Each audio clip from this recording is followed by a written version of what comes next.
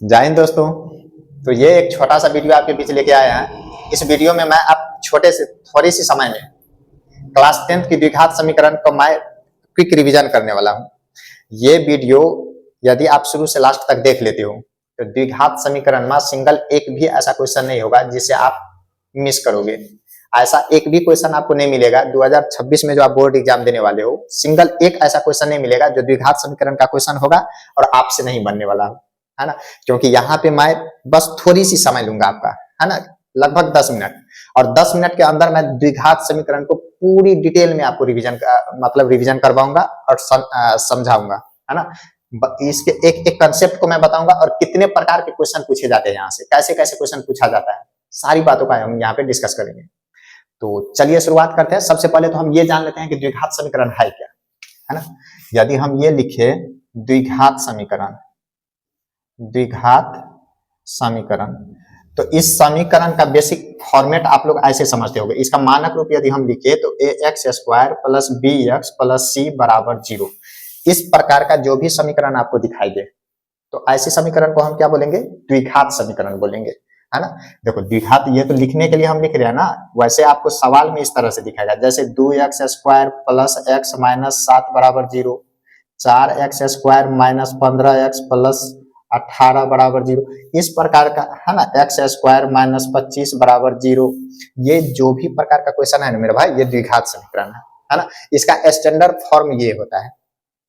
अब इसमें देखिए ए बी सी बोलने का क्या मतलब है। देखो x² तो यहाँ पे दिख रहा है, x तो दिख रहा है और कांस्टेंट नंबर अचर पद भी दिख रहा है, लेकिन ए बी सी बोलने का क्या मतलब है। ए बोलने का मतलब है x² का गुणांक, x² का गुणांक। उसी प्रकार से बी बोलने का मतलब है x का गुणांक, और सी क्या है, कांस्टेंट टर्म है ना। तो द्विघात समीकरण का जो मानक स्टैंडर्ड फॉर्म होता है ax² plus bx plus c बराबर 0, इसको आप ध्यान रखोगे, है ना, या पहले से आपको पता होगा। और इसमें आप ए बी सी का वैल्यू याद रखना। ए बी सी क्या होता है याद रखना। x² में जो गुना है ना उसको a बोलेंगे, x में जो गुना है उसको b बोलना है, और c कांस्टेंट नंबर। जैसे हम यही समीकरण को ले ले 2x² प्लस x माइनस 7 बराबर 0, इसमें यदि आप देखोगे तो a का वैल्यू x² में 2 का गुना है तो 2, b का वैल्यू देखो x में कुछ भी नहीं गुना है मतलब 1, और c का वैल्यू कांस्टेंट नंबर कितना, -7। तो इस चीज को आप पहचानने में सक्षम रहना।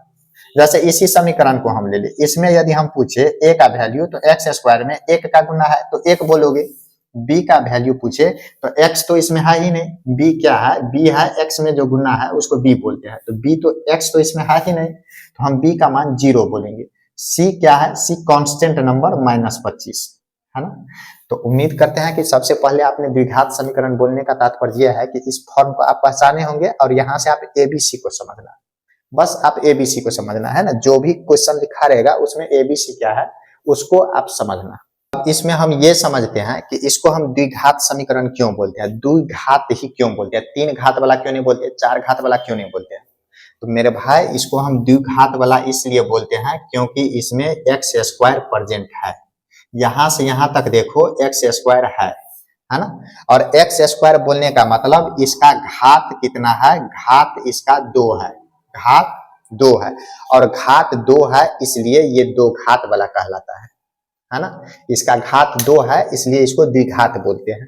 तो इस चीज को भी आप याद रखिएगा। एक और कंसेप्ट कि द्विघात समीकरण का घात कितना, 2, द्विघात समीकरण का घात 2 होता है ना। मतलब द्विघात समीकरण हम उसी समीकरण को बोलेंगे जिसमें x² मौजूद होगा, अधिकतम नंबर x² होना चाहिए। x मौजूद है, कांस्टेंट नंबर मौजूद है, उससे कोई लेना देना नहीं है। जैसे हम अभी एक एग्जांपल लिखे थे x² माइनस 25, x² माइनस 25। अच्छा यहाँ पे x नहीं है कोई बात नहीं है ना, इससे कोई लेना देना नहीं है, x² मौजूद होना चाहिए, है ना। यदि हम इसको द्विघात समीकरण बोल रहे हैं तो x² होना चाहिए, है ना। साथ ही साथ एक और छोटे सा बात याद रखना कि समीकरण को द्विघात समीकरण हम बोलेंगे कब, जब बोले x² मौजूद होगा, अधिकतम नंबर, है ना। x क्यों नहीं होना चाहिए, x का पावर 4, x का पावर, ये सब नहीं होना चाहिए, अधिकतम x² ही होना चाहिए, उससे ज्यादा नहीं।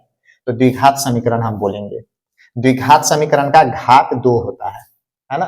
दूसरी बात आप याद रखना कि समीकरण के अंतर में रूट अंडर एक्स नहीं होना चाहिए, एक्स का पावर बट्टा में नहीं होना चाहिए, एक्स का पावर बट्टा में मतलब इस प्रकार का जो भिन्न नंबर होता है ना, ये नहीं होना चाहिए। एक्स का पावर माइनस में नहीं होना चाहिए, एक्स का पावर माइनस में नहीं होना चाहिए, एक्स का पावर दशमलव में नहीं होना चाहिए, है ना। तो ये चार कंडीशन को आप याद रखना। द्विघात समीकरण में अधिकतम एक्स स्क्वायर होना चाहिए, अधिकतम एक्स स्क्वायर, इससे बाहर एक्स क्यू एक्स आर ये सब नहीं होना चाहिए। साथ ही साथ आप ये भी याद रखना कि जो हमारा एक्स है ना, ये एक्स रूट में नहीं होना चाहिए, उसका पावर भिन्न नंबर बट्टा में नहीं होना चाहिए, उसका पावर माइनस वाला नहीं होना चाहिए, दशमलव वाला नहीं होना चाहिए। तो अभी तक आपको हम तीन बातें समझाने की कोशिश की। एक, द्विघात समीकरण को आप पहचानो। द्विघात समीकरण इस फॉर्मेट में लिखा रहता है। ए बी सी का मतलब क्या है, इस चीज को आप समझो। ए का मतलब है एक्स स्क्वायर का गुना, बी का मतलब है एक्स का गुना, और सी का मतलब है कांस्टेंट टर्म। अगली बात मैंने आपको समझाया कि द्विघात समीकरण का घात 2 होता है, द्विघात समीकरण का घात 2 होता है। अगला नंबर मैंने आपको समझाया कि द्विघात समीकरण में आप ध्यान रखना कि कई बार यदि हो सकता है क्वेश्चन आपको पूछ दे कि 4 ऑप्शन दे करके पूछ दे कि इसमें द्विघात समीकरण क्या है, और सब में एक्स स्क्वायर दिखेगा, तो वहां पे याद रखना कि अधिकतम एक्स स्क्वायर ही दिखे, एक्स स्क्वायर से ज्यादा वाला नंबर नहीं होना चाहिए। और एक्स हमारा इस तरह से नहीं होना चाहिए, एक्स का पावर माइनस में नहीं होना चाहिए, एक्स का पावर दशमलव में नहीं होना चाहिए, एक्स का पावर बट्टा में नहीं होना चाहिए, एक्स रूट अंडर में नहीं होना चाहिए। इसका आप ध्यान रखना। मतलब इतनी बातों का आप समझना, ये बेसिक जानकारी है द्विघात समीकरण का, है ना। मैंने आपको बताया था लेक्चर की शुरुआत में, थोड़ा सा समय लूंगा, द्विघात समीकरण का एक एक कंसेप्ट आपको समझाऊंगा। सिर्फ कंसेप्ट की बात नहीं कर रहे हम, क्वेश्चन भी आपको हम प्रैक्टिस करेंगे और एक एक क्वेश्चन आपको बना के दिखाएंगे हम, बस इतनी से समय में। यहाँ पे कुछ समीकरण मैंने लिखा है ना, क्वेश्चन साफ साफ दिख रहा है कि द्विघात समीकरण को पहचानना है ना। अभी मैंने आपको बताया था कि द्विघात समीकरण को हम क्या बोलते हैं, A X square plus B X plus C बराबर 0, इस फॉर्मेट में जो होगा उसको हम द्विघात समीकरण बोलेंगे। मतलब एक्स स्क्वायर मौजूद होना चाहिए, एक्स स्क्वायर से ज्यादा नहीं, और एक्स मौजूद होना चाहिए, एक्स स्क्वायर मौजूद होना चाहिए, है ना। तो यदि इस चीज को आपने समझा, अभी जो मैंने समझा रहा था, तो उसके बिहाफ पे आप यहाँ पे ये बता सकते हो द्विघात समीकरण को पहचानिए, है ना। अब देखिए इसमें एक्स स्क्वायर है ही नहीं, द्विघात समीकरण के लिए एक्स स्क्वायर जरूरी है ना, है ही नहीं, तो ये द्विघात समीकरण नहीं होगा। इसकी बात करें हम तो इसमें एक्स स्क्वायर है, और साथ ही साथ बोल रहा है कि एक्स स्क्वायर में जो गुना है पी, ये 0 नहीं है, मतलब ये है, तो ये द्विघात समीकरण होगा। अच्छा, इसको आप देखोगे तो इसमें एक्स स्क्वायर तो है, इसमें एक्स स्क्वायर है, लेकिन p का मान 0 है, मतलब यदि 0 का गुना करेंगे तो ये तो 0 हो जाएगा, तो बचेगा सिर्फ इतना, और जब इतना ही बचेगा तो एक्स स्क्वायर तो इसमें है ही नहीं, होते हुए भी नहीं है, इसका मतलब ये द्विघात समीकरण नहीं है। क्यों? क्योंकि एक्स स्क्वायर इसमें है ही नहीं, p0 जो है ना। अच्छा, इसमें यदि हम देखेंगे तो एक्स स्क्वायर तो है, तो ये द्विघात हुआ, लेकिन समस्या क्या है मेरे भाई, समस्या यह है कि यहाँ पे x बट्टा में है। जब इसको आप सोल्व करोगे ना, तो देखो सोल्व करोगे तो क्या होगा, एक्स स्क्वायर बराबर एक्स प्लस 3/x, सोल्व करते हैं तो एक्स स्क्वायर बराबर एक्स को लॉसल ले लोगे, एक्स स्क्वायर प्लस 3x को इधर लाएंगे तो एक्स स्क्वायर इंटू एक्स बराबर एक्स स्क्वायर प्लस 3, ये हो जाएगा एक्स क्यूब बराबर एक्स स्क्वायर प्लस 3। अब सबको इधर ला लो, x cube minus x square minus 3 equal to 0। अब देखो इसका असली रूप ये है, ये यहाँ पे देख करके आप मत जज कर लेना कि ये द्विघात समीकरण है, द्विघात समीकरण तो है, यहाँ से देखने से लग रहा है, लेकिन वास्तविकता में ये छिपा हुआ है ना, ये द्विघात समीकरण नहीं है। मैंने आपको बताया था ना कि द्विघात समीकरण बोलने का मतलब एक्स स्क्वायर होना चाहिए, एक्स स्क्वायर से ज्यादा नहीं। देखिए यहाँ पे एक्स क्यूब है ना, तो इसलिए ये द्विघात समीकरण नहीं होगा। इसको देखिए, ये है द्विघात समीकरण, यदि एक तरफ सबको कर भी लेंगे फिर भी एक्स स्क्वायर रहेगा ही रहेगा, है ना, तो ये द्विघात समीकरण है। इसमें अब यहाँ तो एक्स स्क्वायर दिख ही नहीं रहा, नहीं ऐसे नहीं बोलना है, जैसे मैंने इसको सोल्व किया ना उसी प्रकार से आप इसे भी सोल्व करोगे, है ना। इसे भी आप पहले मल्टीप्लाई करोगे, गुना करोगे, उसको भी इधर ला लोगे, और जब गुना करोगे तो आपको साफ साफ दिखेगा कि इसमें एक्स स्क्वायर है, मतलब ये द्विघात समीकरण होगा। आप ट्राई करके देखना, आप ट्राई करके देखना, है ना। इसको यदि हम देखें तो यहाँ पे देखिए, यहाँ पर आप क्या करोगे, इसको सोल्व करोगे, गुना करोगे, है ना। चलो ये आप कमेंट में बताना। फर्स्ट क्वेश्चन का 7 नंबर आप कमेंट में बताना, है ना। और दोस्त यदि ये सेशन को आप एंजॉय कर रहे हो, द्विघात समीकरण आपका रिवीजन हो रहा है, तो चैनल को लाइक करोगे, अपने दोस्तों के पास शेयर करोगे और एक प्यारा सा कमेंट जरूर करना। पहले कंसेप्ट मैं आपको समझा रहा हूं कि द्विघात समीकरण का हल क्या होगा, है ना। हल, द्विघात समीकरण का हल मेरे भाई, इसका हल वास्तविक भी हो सकता है और काल्पनिक भी हो सकता है। हल की बात करें तो सबसे पहले तो हम ये जान लेते हैं कि द्विघात समीकरण का घात क्या है। इसका घात 2 है, इसके मतलब द्विघात समीकरण का 2 हल होगा। द्विघात समीकरण का 2 हल होगा। तो पहला पॉइंट यदि हम लिखे तो ये लिखेंगे द्विघात समीकरण का 2 हल होगा, है ना। द्विघात समीकरण का x का मान निकालोगे तो 2 गो निकलेगा, x1 और x2 अल्फा बीटा, आपको ये पता होगा यदि पढ़े होगा तो, है ना। तो द्विघात समीकरण का 2 हल निकलेगा। ये हल क्या क्या हो सकता है ना, याद रखना 2 हल इसलिए निकलेगा क्योंकि घात 2 है ना। अब ये हल क्या क्या हो सकता है, तो याद रखिएगा ये हल वास्तविक संख्या भी हो सकता है, वास्तविक संख्या हो सकता है, काल्पनिक संख्या भी हो सकता है, काल्पनिक भी हो सकता है ना। ये निगेटिव नंबर भी हो सकता है, पॉजिटिव नंबर भी हो सकता है और शून्य भी हो सकता है। इसमें से 2 को जो हल निकलेगा ना, ये दोनों इसमें से कुछ भी हो सकता है। लेकिन क्लास 10th में याद रखिएगा काल्पनिक हल अपने लोगों को नहीं पढ़ना है। किसके लिए, 10th क्लास के लिए। निकलेगा तो छोड़ देंगे, है ना। तो अपने लोगों को पढ़ना क्या है, जो 2 को हल निकलेगा ना, ये वास्तविक हल होगा, काल्पनिक भी हो सकता है ना। लेकिन निकालना करना नहीं है, क्लास 10th में नहीं है। उसके इसको आगे ज्यादा डिटेल ये क्लास 10th में नहीं है, बस पहचानने की है जो वास्तविक होगा या काल्पनिक होगा। निगेटिव नंबर हो सकता है, पॉजिटिव नंबर हो सकता है, जीरो हो सकता है ना। हल जो हमारा माइनस में भी हो सकता है, प्लस में भी हो सकता है, जीरो भी हो सकता है ना। अच्छा, ये हल जो हम निकालेंगे ना, कैसे निकालेंगे, तो बेसिकली हम लोग 2 तरीका का प्रीफर करते हैं। एक तो गुणनखंड विधि को प्रीफर करेंगे, एक दूसरा फार्मूला तरीका, है ना।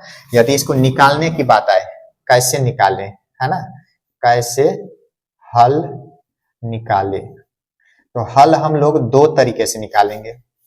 एक गुणनखंड विधि, गुणनखंड, और दूसरा फार्मूला, दूसरा फार्मूला, है ना। गुणनखंड विधि से और फार्मूला विधि से। फार्मूला में जो दोस्त हमें जरूरी होगा ना, सबसे पहले तो आपको ए बी सी पहचानने की जरूरत होगा। जैसे मैंने आपको शुरुआत में ही बताया था, द्विघात समीकरण में सबसे पहले ए बी सी पहचानने की आवश्यकता होगी। उसके बाद आप विवेचक निकालोगे, उसके बाद विवेचक निकालोगे, अब विवेचक निकालने के बाद हल निकालोगे, है ना। और यानी तो गुणनखंड विधि से निकालोगे। देखो समीकरण 2 तरीके से लिखा रहेगा, आपको जब भी हल निकालने की बात करेगा ना 2 तरीके से। एक तो सीधा सीधा ऐसे लिख देगा x स्क्वायर माइनस 25 बराबर 0 का हल निकालिए। तो यहाँ पे ज्यादा कलाकारी मत करना, सीधे बस इस तरह से समीकरण रहेगा तो 25 को उधर भेजना। x स्क्वायर बराबर 25, इधर स्क्वायर है तो उधर क्या रूट, है ना। अब रूट में से बाहर निकलेगा जोड़ा लगा करके, 5 गुना 5 जोड़ा लग गया तो x का बराबर 5। और रूट में से कोई भी नंबर निकलता है ना, तो ये प्लस में भी निकल सकता है या माइनस में भी। मतलब x1 का मान +5 और x2 का मान -5। जैसे कि मैंने बताया हल 2 गो होगा, तो एक प्लस वाला दूसरा माइनस वाला। तो याद रखना, एक इस फॉर्मेट को याद रखना, है ना। जैसे मान लीजिए क्वेश्चन दे देगा 4x स्क्वायर माइनस 16 बराबर 0, है ना। अब यहाँ पे ज्यादा दिमाग नहीं लगाना, सीधे सीधे क्या करना है कि बस x इसमें नहीं है, x नहीं है तो डायरेक्ट आंसर निकालना। 4x स्क्वायर बराबर 16, तो x स्क्वायर बराबर 16 बटा 4 कितना 4, x स्क्वायर का मान 4 तो x बराबर √4 कितना x बराबर ±2, है ना। डायरेक्ट आंसर लिखना। लेकिन यदि क्वेश्चन इस प्रकार से रहे, समीकरण द्विघात समीकरण इस प्रकार से रहे जिसमें x square x constant number तीनों रहे, तो ऐसे में आप 2 तरीके से बना सकते हो, फार्मूला से भी बना सकते हो या गुणनखंड से भी बना सकते हो। देखो गुणनखंड मेथड जो है सो सारे सवालों में नहीं, बहुत सारा ऐसा क्वेश्चन होगा जहां पे जल्दी समझ में नहीं आएगा। फार्मूला जो है सो ऐसे सवालों में, ये जब इस फॉर्मेट में रहेगा द्विघात समीकरण, तो फार्मूला मेथड सब में लगेगा, सब में। कोई भी द्विघात समीकरण है तो उसमें फार्मूला तरीका लगना ही लगना है। लेकिन गुणनखंड वाला में क्या है कि कई क्वेश्चन को जल्दी आप समझ लोगे, कई में समझने में समय लगेगा, है ना।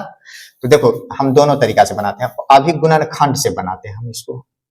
गुणनखंड से बनाने के लिए हम क्या करते हैं, कि सबसे पहले एक्स स्क्वायर और इधर कांस्टेंट नंबर दोनों को हम गुना कर लेते हैं।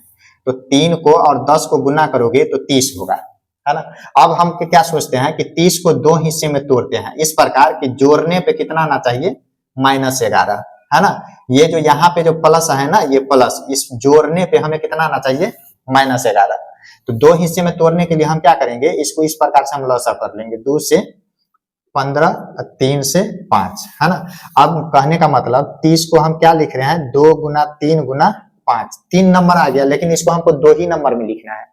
और 2 ही नंबर में इस प्रकार से लिखना है कि जोड़ने पे -11 आना चाहिए, जोड़ने पर -11। तो देखिए यदि 2 नंबर में हम लिखे तो 3 6 गुना 5 लिख सकते हैं 30, है ना। और जोड़ देंगे तो कितना, 11, जोड़ देंगे तो 11, गुना करेंगे तो 30। लेकिन -11 चाहिए तो दोनों को माइनस में लिख लेते हैं, ये -6 और ये -5, बस कोई दिक्कत नहीं है। मिडिल टर्म स्प्लिटिंग मेथड इसको बोलते हैं, गुणनखंड विधि बोल दो, फैक्टराइजेशन बोल दो, या मिडिल टर्म स्प्लिटिंग मेथड, है ना। मतलब बीच वाले टर्म को हम क्या कर रहे हैं, एक्सप्लिट कर रहे हैं, अलग अलग कर रहे हैं। तो इसको अब हम कैसे लिखना है, 3x² और -11 को ऐसे लिखना है, -6x -5x प्लस 10 बराबर 0। जो लिखा हुआ था वही लिखे, 3x² -11 को ऐसे लिखे और प्लस 10, है ना। अब देखो दूदू का जोड़ा बन गया गुणनखंड लेने के लिए। देखो दोनों में से कितना कॉमन होगा, 3 कॉमन होगा, x कॉमन होगा। कॉमन ले लोगे तो यहाँ पे x और यहाँ पे 2, दोनों में से हम -5 निकाल देते हैं, तो -5 निकाल दिए तो x और यहाँ पे -2। अब देखो एक टर्म दूसरे टर्म, दोनों में से x -2 कॉमन ले लो, तो यहाँ पे बचेगा 3x और यहाँ पे बचेगा -5, 0। अब आप ही बताओ, यदि 2 नंबर का गुना 0 है, इसका मतलब या तो ये 0 होगा या नहीं तो ये 0 होगा, दोनों में से कोई एक तो 0 होगा। तो यदि ये 0 है, यदि x -2 0 है, इसका मतलब x का मान कितना, 2। और यदि ये वाला 0 है, 3x -5 0 है, इसका मतलब 3x बराबर 5, तो x बराबर 5/3। तो ये एक गुणनखंड विधि है मेरे भाई। इस तरीके से आप गुणनखंड करके भी x1 x2 निकाल सकते हो आप। ये जो द्विघात समीकरण दिया हुआ था, इसका जो हल निकाले तो x1 हल कितना निकला, 2, और x2 हल कितना निकला, x2 हल निकला 5/3। तो इस तरीके से हम हल निकाल सकते हैं गुणनखंड विधि से, है ना। चलिए, यदि आपने ये सीखा या पहले से प्रैक्टिस किया था तो एक क्वेश्चन हम यहाँ पे लिख रहे हैं आपके लिए, आप कमेंट में आंसर बताना। ये रहा आपके लिए HW, है ना, x² -5x प्लस 6 बराबर 0, है ना। ये इसका आंसर आप कमेंट में बनाना गुणनखंड विधि से। हालांकि मैं कमेंट में चेक देख नहीं पाऊंगा कि आपने कौन सी विधि से बनाया, लेकिन आप ट्राई करना गुणनखंड विधि से। इसी सवाल को हम फार्मूला विधि से बनाते हैं। फार्मूला विधि से आपको बनाने के लिए मैंने बताया था ABC को समझना है ना। फार्मूला से जब भी आप बताओगे, सवाल को बनाओगे, है ना, तो आप A के बारे में पता करना, B के बारे में पता करना और C के बारे में पता करना। उसके बाद पहले नंबर पे ये करना, दूसरे नंबर पे आप इसका विवेचक खोजना, डिस्क्रिमिनांट, है ना, और तीसरे नंबर में इसका हल लिखना, है ना। ये सीक्वेंस में आप बनाना। तो चलिए हम इस सवाल को बनाते हैं फार्मूला से। तो यदि हम A लिखे तो इस सवाल में एक का वैल्यू कितना होगा, A x² में जिसका गुना है उसको A बोलेंगे, x² में 3 का गुना है तो A का मान 3। B किसको बोलेंगे, तो x में जिसका गुना होगा उसको B बोलेंगे, और C किसको बोलेंगे, तो जो अचर पद होगा उसको हम C बोलेंगे। पहला काम ये कर लेना है। उसके बाद दूसरे नंबर पे विवेचक निकालना है। विवेचक मेरे भाई डिस्क्रिमिनांट, ये हम निकालते हैं B² -4AC। इस फार्मूला को आप ध्यान रखना, विवेचक की इस फार्मूले को आप ध्यान रखना, B² -4AC। यदि हम यहाँ से विवेचक निकाले तो B का मान कितना है, -11 का स्क्वायर -4 गुने A का मान 3 और C का मान 10। -11 का स्क्वायर 121 -120, ये निकलेगा 1। D का मान कितना निकला, 1। अब तीसरा काम हल लिखना है। क्या, हल मैंने बताया था द्विघात समीकरण है तो 2 गो हल होगा, एक x1 और दूसरा x2, या इसी को आप अल्फा बोल लो और उसको बीटा बोल दो, है ना। हल कितना होगा, तो -b प्लस √d बटा में 2a।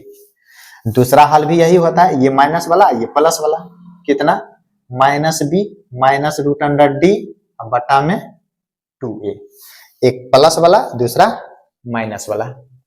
चलिए यदि हम x1 लिखना चाहें तो कितना लिखेंगे, माइनस b का मान कितना है -11 प्लस में d कितना रूट अंडर 1 बट्टा में 2 गुना 3 कितना हो गया, माइनस गुने माइनस प्लस 11 प्लस 1 बट्टा में 6, तो 12 बट्टा 6 कितना 2।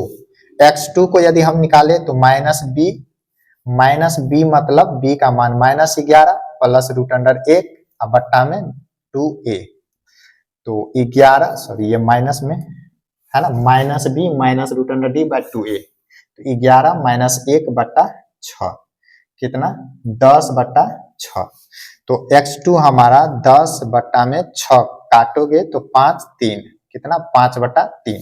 अब ध्यान से आप गुणनखंड विधि को भी देख लो, वहां पर भी मैंने सवाल बनाया था, 2 गो हल निकला था, एक 2 निकला था और दूसरा 5 बट्टा 3 निकला था।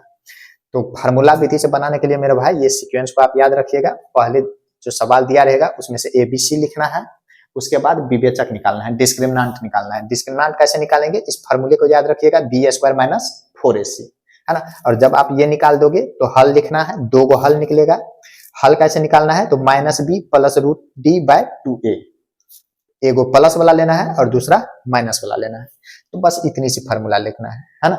कुल मिला करके द्विघात समीकरण में हमें इतना ही फार्मूला को देखना है, एक और फार्मूला को देखना है, लेकिन फिलहाल अभी इतना सफिशिएंट है। जो अधिकतर क्वेश्चन जो पूछा जाता है ना वो यहीं से पूछा जाता है, इसी से पूछा जाता है ना। अच्छा क्वेश्चन क्या क्या पूछा जाता है आइए बताता हूँ मैं। क्वेश्चन आपसे पूछा जाता है मूल की प्रकृति बताइए, है ना, बिना हल निकाले आपको ये बताना रहता है कि मूल क्या होगा, वास्तविक होगा कि काल्पनिक होगा, है ना, समान मूल निकलेगा या असमान निकलेगा, है ना, ये चीज बताना रहता है। तो ऐसे सवाल के लिए आप क्या करना मेरे भाई, ये जो द्विघात समीकरण दिया रहेगा ना, मान लेते हैं हम ax² plus bx plus c बराबर 0, है ना, बस उदाहरण के लिए यही समझो जो मैंने लिखा था 3x² माइनस 11x प्लस 10 बराबर 0, यही चीज मैं समझा रहा हूँ, है ना। आप क्या करना, इसमें ABC लिख लेना, A लिख लेना, B लिख लेना और C लिख लेना, उसके बाद आप D निकालना, डिस्क्रिमिनांट विवेचक। ये कैसे निकालोगे आप, b² माइनस 4ac प्लस बस b² माइनस 4ac।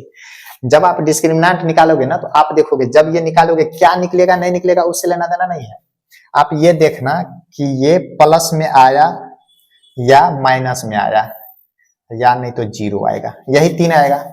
ये जो भी निकलेगा इसको जोड़ घटाव गुना भाग करोगे तो या तो प्लस में निकलेगा या नहीं तो माइनस में निकलेगा। अभी मान लो इस सवाल का यदि हम डी निकाले थे तो कितना आया था, 1 आया था ना 1, तो 1 प्लस में आया था, उसी तरह से निकालोगे तो या हो सकता है माइनस में आएगा या नहीं तो 0 आएगा। तो याद रखिएगा जब प्लस में आएगा तो मूल जो है ना सो मूल हमारा वास्तविक होता है, मूल वास्तविक होगा और असमान होगा, असमान होगा। जैसे अभी आपने देखा इस सवाल का मैंने निकाला था, एक निकला था x1 बराबर 2 और दूसरा निकला था x2 बराबर 5 बटा 3, यही निकला था ना, है ना। दोनों अलग अलग है या नहीं है, वास्तविक है और अलग अलग है। वही मैंने बताया था कि डी यदि प्लस निकलेगा तो दोनों वास्तविक होगा और असमान होगा। यदि डी 0 निकलेगा, यदि डी 0 निकलेगा तो मूल वास्तविक होगा, मूल वास्तविक होगा और समान होगा, है ना। वास्तविक तो होगा लेकिन दोनों एक ही जैसा होगा। अच्छा यदि d का मान माइनस में निकलेगा, d का मान माइनस में निकलेगा, तो d का मान माइनस में निकलेगा इसका मतलब मूल वास्तविक नहीं होगा, काल्पनिक संख्या होगा, वास्तविक संख्या नहीं होगा, वो मूल काल्पनिक होगा, काल्पनिक होगा।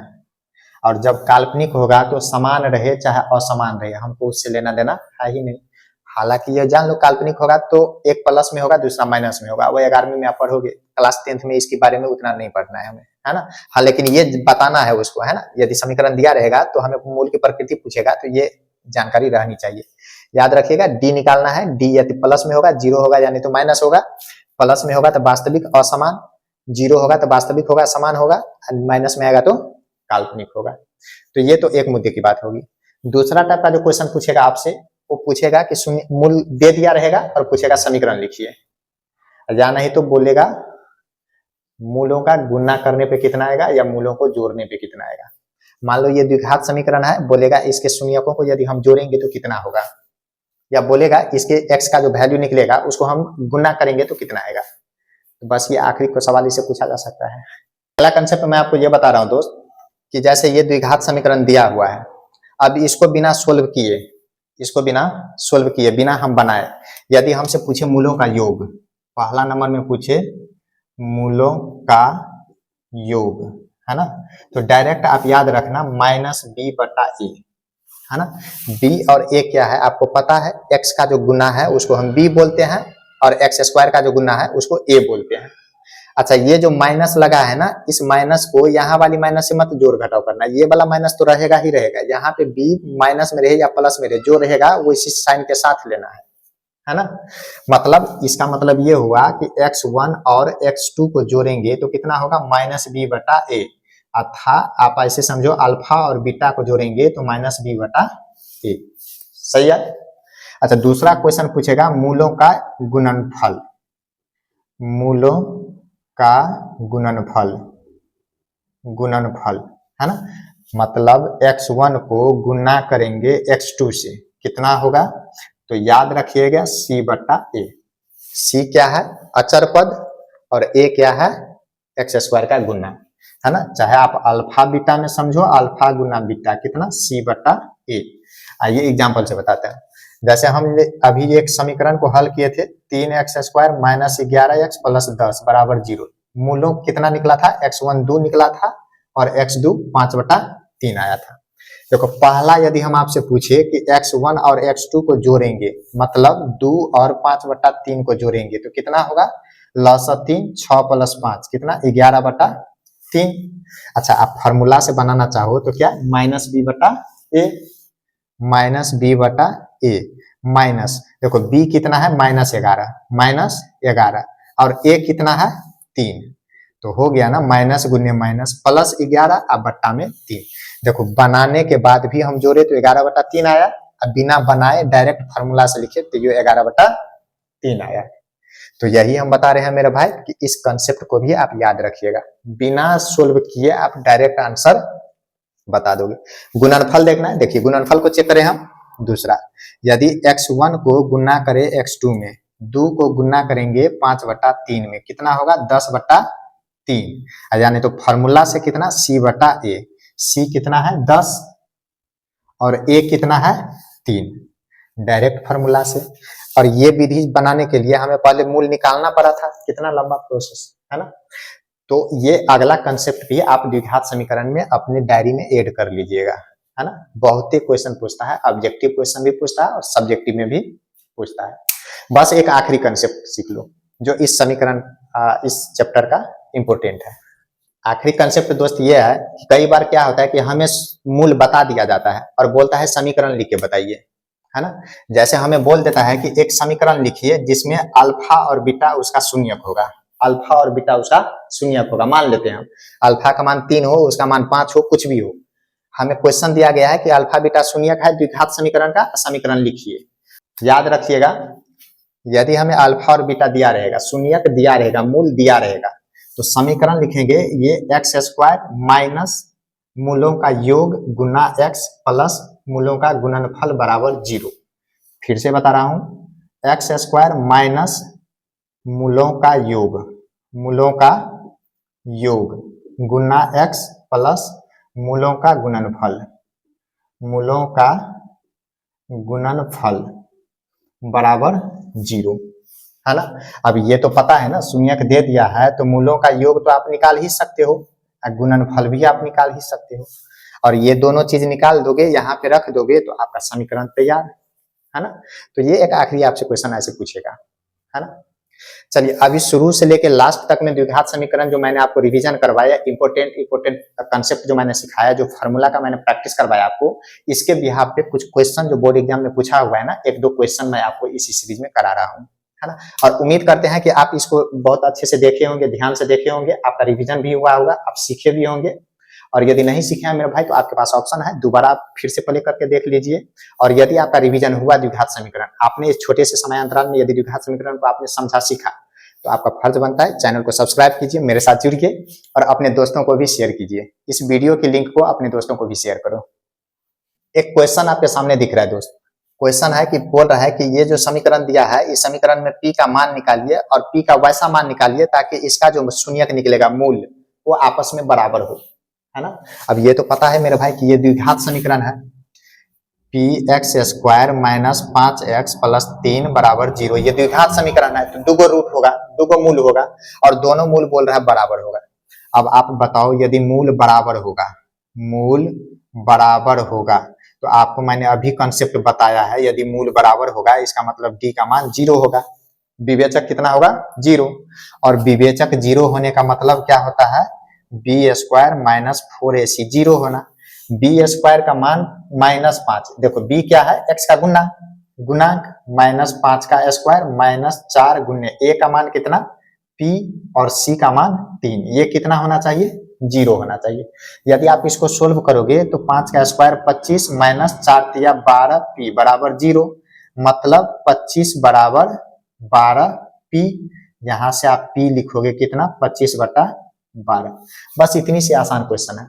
ये आपके बोर्ड एग्जाम में पूछा हुआ क्वेश्चन है मेरे भाई, है ना। क्वेश्चन में पूछ रहा था p का वैल्यू निकालिए जिसके लिए मूल बराबर होगा। कंसेप्ट बस इतना सा है कि मूल बराबर है तो d 0 होना चाहिए, मूल बराबर है तो d 0 होना चाहिए। ये एक क्वेश्चन दिख रहा है दोस्त, बोल रहा है ये द्विघात समीकरण दिया हुआ है, इसमें पूछ रहा है कि मूलों का योगफल निकालिए और मूलों का गुणनफल निकालिए। अब देखो आप यहाँ से दो तरीका अपना सकते हो, या तो इस समीकरण को सोल्व करो, मूल x1 x2 को निकालो। सोल्व करने के लिए या तो आप गुणनखंड विधि अपनाओ या नहीं तो आप फार्मूला विधि अपनाओ। उससे आप x1 x2 को निकालो, फिर बताओ x1 और x2 को जोड़ने पे कितना होगा और गुणा करने पे कितना होगा।